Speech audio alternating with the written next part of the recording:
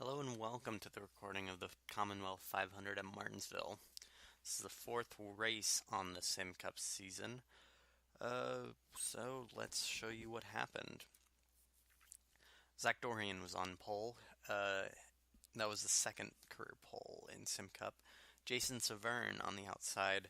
Then Matt Zadici, Davis McAfee, Daniel Alderson, Patrick Cobb Jr., Kevin Richmond, Tommy Morello, Carl Flint, and then Anthony Wick starting 10th.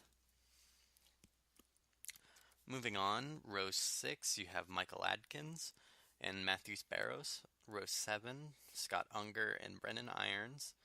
And then Dylan Fisher and Carson Fitzpatrick starting in row 8. Ricky Brackett and Jim Powers in row 9. And Joey Wakowiak and Florida 400 winner Drew Tabuloff starting in row 10. And then final row, the last two drivers in points right now, Reed Conway and Tim Bowen. So Commonwealth 500 at Martinsville was 500 laps. It was 72 degrees and clear, and the winds were south at 8 miles an hour. So finally, let's get to the actual race. So here's Dorian and Severn bringing them down to the green flag. And they stayed side by side until coming off of turn 2, where you can see Severn edging ahead after getting a run off the corner. These guys stayed 1-2 for the entire green flag run. The car in third, who I believe was Matt Zadici, I don't know if he held on. He was holding everyone up. As you can see in the screenshot up from lap 50, the two guys were pulling away, and they had a 6-second lead at one point, I know, during the green flag run. And this was first retirement of the day. Lap 59, Reed Conway of Burmese Brothers Racing has another DNF on the season. This retirement was forced due to gearbox issues. In lap 113, the leader, Jason Severn, comes in and pits under green. You can see Dorian drive by and take the lead and lead his first laps of the race. But after pits cycled through, the 34 came out on top. Just behind lap traffic, you can see Unger right in front of the 34 and 61. Next, lap 175. Anthony Wick, who started 10th, he caught back up to the leaders who were struggling with lap traffic. So between those two screenshots, there was 40 laps, and Unger still holding off Severn. It's very hard to pass here, but Wick was able to pull alongside Dorian and pass him going into the turn. And Wick could not be stopped because on lap 183 he got under Severn and took the lead and led. I think I was going to say led the first laps for Taylor Motorsports, but I'm pretty sure he led already this season. That was on lap 183. Then lap 222, right in front of the leaders, the 2 points leaders had accident. The 17 car, which is the black car in the middle of the screen, he came down and clipped the 53 who was sent spinning down the front stretch. This was enough to bring it a caution because the car was sitting in the middle of the track. Under caution, the leaders pit, as you can see in the screenshot of Anthony Wick in the pits and all the lapped cars driving on the track still. And so the field went green, and on lap 243, Patrick Cobb Jr. retires. This was an engine issue, second retirement of the day, both rookies, which was kind of weird.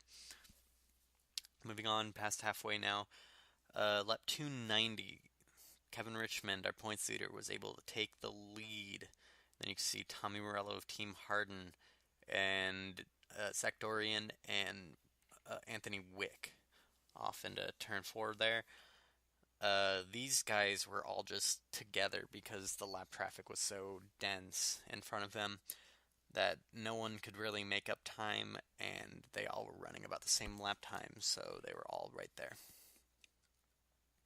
Lap 315, the second caution comes out. Same accident as before, except this time it was the 0 car spinning the 9 car. Michael Adkins spins out onto the front stretch.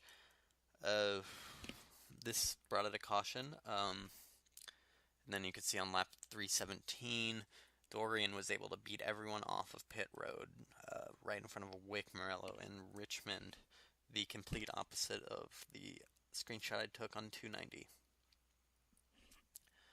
So these guys stayed here. In Sim Cup, we run double file restarts, so the leaders were on the outside and the lap cars were on the inside. And on 361, which was almost 50 laps after the last screenshot, you can see the 9 car holding up the 21 and 25. Yeah, the 61 had a 4-second lead.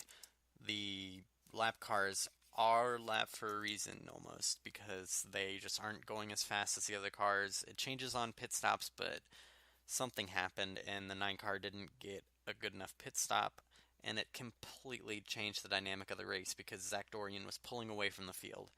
And I've seen these races go caution free the rest of the time, so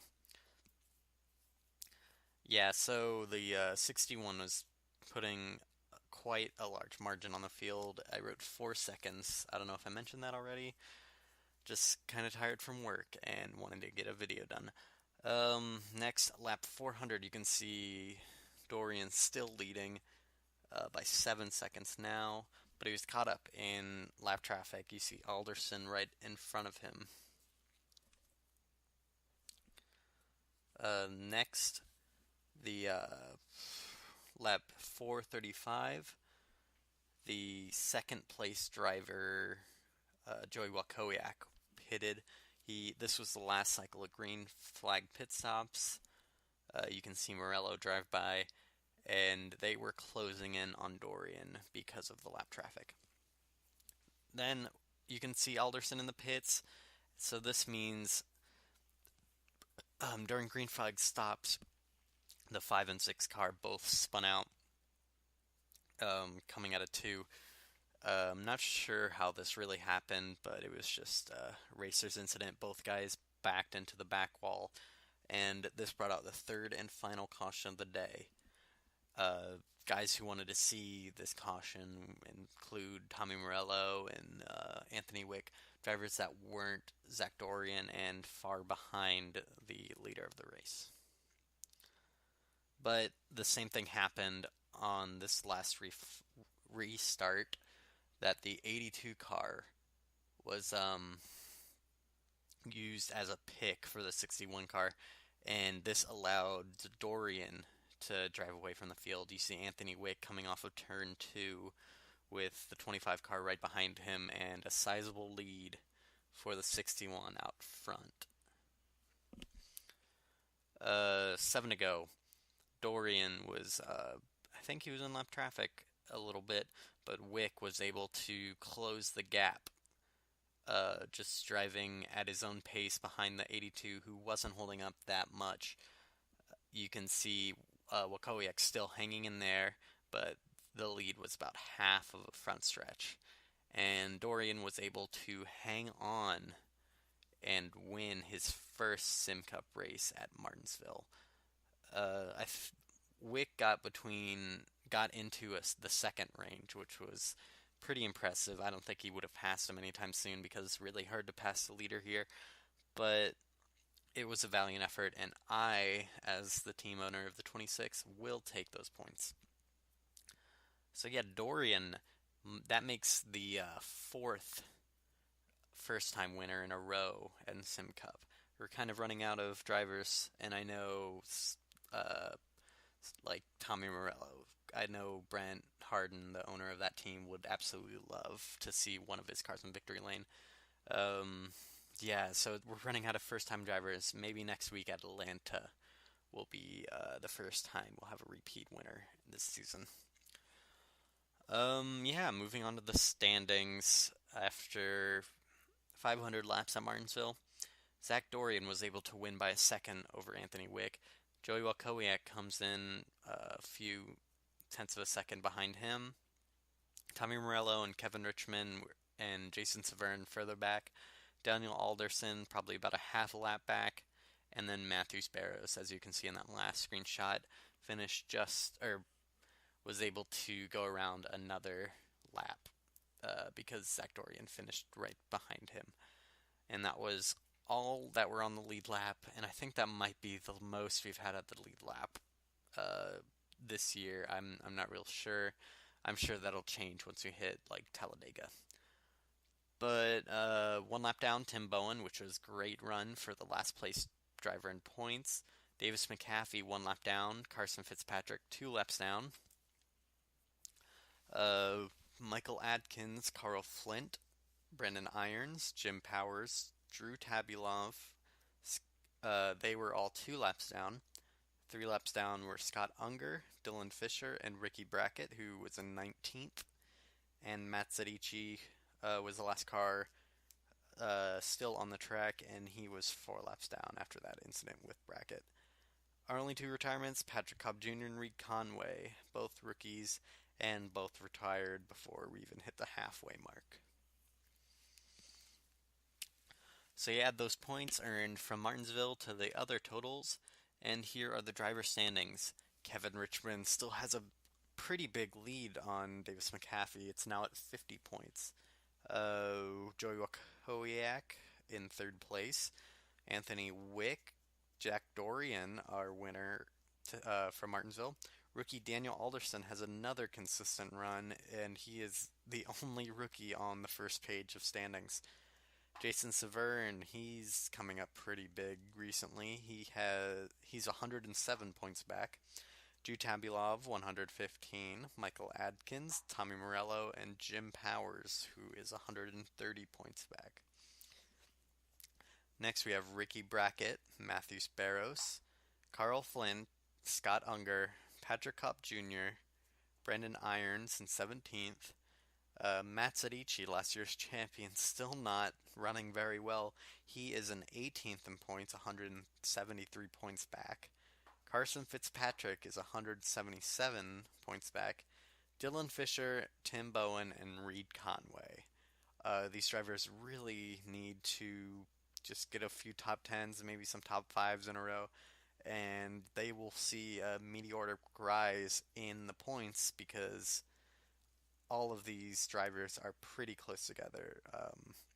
From 12th to 19th is only, 35 points, and that's only like 10 positions maybe on track. So, this is the time to make points up on everyone because they're all so close. And the last screen I need to show everyone is the team standings. Dumas Racing leads again, another lead in the points thanks to Kevin Richmond, even though Patrick Kopp Jr. has fallen off slightly. Fletcher Autosport 52 points back. KMI Racing 73. I don't think any team has both drivers in the top 10. That's why it's so close still. Big Stuff Racing, 4th place. Taylor Motorsports, my guys, they're in 5th place. But then you see Irish Lads, Team Harden, North Star, Creechin, and Revolution Motorsports. The gap between 5th to 10th is 14 points. So that's like 3 spots if you're in the top 10 or so. And then finally, last place, our rookie team, Burmey Brothers Racing, who still hasn't been able to find their groove. Yeah, so that's it. Where to find us? Twitter, we're mock_sports. Facebook, mock sports. Just search it or subscribe to this YouTube channel that you're watching this on now. Everything SimCup can be found at simcupseries.blogspot.com. Didn't update it in the past week because I've been pretty busy, but I mean, it stays normally updated with stats and standings and everything. You can follow me on Twitter at MichaelDanger19 if you're interested, but no one watches these videos, so maybe I can gain a follower, but nothing's happened so far. Yeah, that's the end of the Martinsville recording. Next week we're at Atlanta for the Husky Tools 400, so I really hope you'll be back because so far these four races have been pretty wild, and I'd love for more people to show interest. Thanks again, and see you next week.